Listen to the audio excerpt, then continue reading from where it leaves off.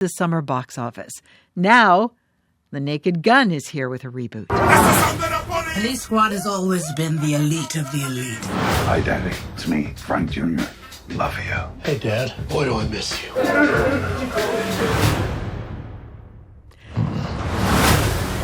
And you, Frank, are the best of the best. Need a bathroom. I need this one immediately. There's a line, man. Police prisoners.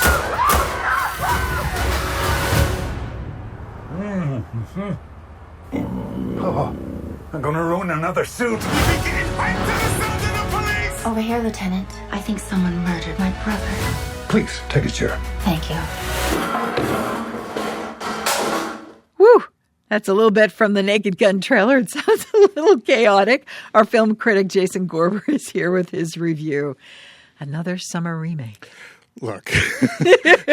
Look, okay. I mean, obviously grew up with a Police Squad. I grew up with Airplane. I grew up with the Zucker brothers and Abrams putting together these sort of weird pastiches of 50s and 60s TV shows that I didn't get. So the original Police Squad, the original Naked Guns, were references to references that I didn't even really know. That sort of, the FBI, all these TV shows that were there with a real solid cop who was actually going to get his man and all that stuff. So we now have the homage to the homage to the homage. We have this sort of turducken of irony taking place. All the ingredients are there. Liam Neeson, a profoundly excellent casting choice, just like Leslie Nielsen was. Leslie Nielsen, before Airplane, was a very straight, very well-trained stage actor, and then took on these Canadian. roles. Very Canadian, and then did a bunch of stuff where he could do comedy and didn't realize he was in a comedy. Liam Neeson very much bringing that. Another Canadian, Ms. Pamela Anderson here as the femme fatale. This version, instead of taking on the sort of televisual version of all the cop drama, really borrows from stuff like film noir, stuff like Chinatown, etc. The trailers looked hilarious. Seth MacFarlane is involved as an executive producer, and I just sat there thinking, ugh, it just wasn't working for me. It didn't live up to it's not that I had super high expectations, it just wasn't as solidly funny for me as it was. But I know people just a little bit younger than me who grew up not on the original Naked Gun, but Naked Gun 33 1/3, that grew up where for them jokes about Spirit Halloween, for jokes about Buffy the Vampire Slayer are absolutely amazing. It resonates. And so weirdly, as the old man at 53, I think if I was like 40, this film would rock for me. And if I was 7, this film would rock for me. So where do we meet the Naked Gun characters then in this film? Oh, they just show up. They're being silly. And to put it in perspective, the actual initial sort of scene is actually not a riff on a sort of police dramas. It's actually a riff on Dark Knight, the Christopher Nolan film. So look, it's directed by Kiva Schaffer, who a lot of people know as part of Lonely Island, the whole Saturday Night Live thing. He did Popstar, which is an incredible pastiche. Absolutely the level of, if not superior to the Airplanes and Naked Guns. One of the great mock docs ever. Shout out to Spinal Tap 2 coming out soon. So look, I think that if you have any nostalgia for this whatsoever, it's fun to go. If you are less jaded than me, you will have a good time.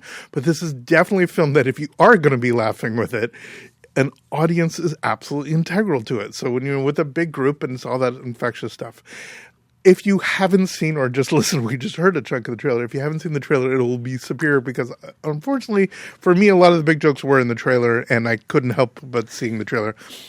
Naked Gun, I really wanted to love it. I watched all the originals beforehand, rewatched them, and there's still moments that absolutely shine. It just didn't really connect as much as I wanted it to. So if slapstick comedy is not your thing, do you have another suggestion? Yeah, so here's a weird one. Here's Together. So I just got back from Fantasia in Montreal, this amazing genre film festival where all kinds of stuff from all around the world plays. And Together, which actually premiered at Sundance, one of the ones I couldn't see virtually at Sundance, is a dark, brooding and yet incredibly compelling relationship drama that also happens to be a Cronenbergian body horror. Okay. It stars Dave Franco and Alison Brie, real life couple, about that sort of 30-ish, 40-ish sort of thing where you're in a relationship and you just can't seem to be apart. And sometimes you want to be apart and really bad things happen when you get apart. It is using the sort of, general elements of, for lack of a better word, a broader sense of genre film, a horror film, etc., to actually do some really interesting things about the way that the relationship dynamic plays out. It's by Michael Shanks, this Australian director who actually at the screening came out and said he was really happy to be showing the film in Canada, the home of David Cronenberg. It very much is Cronenbergian in that sense, and that at the moment is very darkly funny. It has great physical weirdness, like prosthetics and all that stuff going on. But on a fundamental basis, it's a story about the complexity of relationships. And so it has something to say. It's not just there to give you shocks and stuff. And again, to give a shout out to Fantasia, they play a lot of stuff that is not for me. They play a lot of like straight up jump scares, blood, guts, and all that stuff.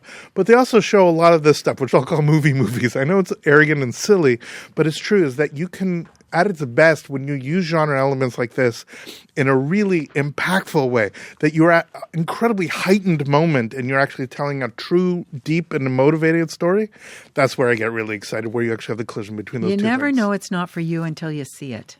So you I got to give it movie. a chance. I go in every movie assuming it's Oh, going to I be know terrible, you and then I'm completely joyed when it's not bad. So Together is one of those things that absolutely, and it does we've talked about this before. It's one of my favorite things when a film should be terrible and isn't. Then I get very happy. Together is one of those films that you're like, ugh, this is not going to be great, and then you see it like, oh my god, this is awesome. So 100% give Together a shot. And again, if you want some nostalgic fun.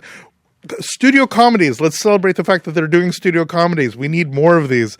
So if this one wasn't a home run for me, I'm at least happy that they actually were at the bat. Jason, I appreciate it. Thank you. All the best. Take care. Jason is Metro Morning's film critic and the editor-in-chief of thatshelf.com. Big shelf.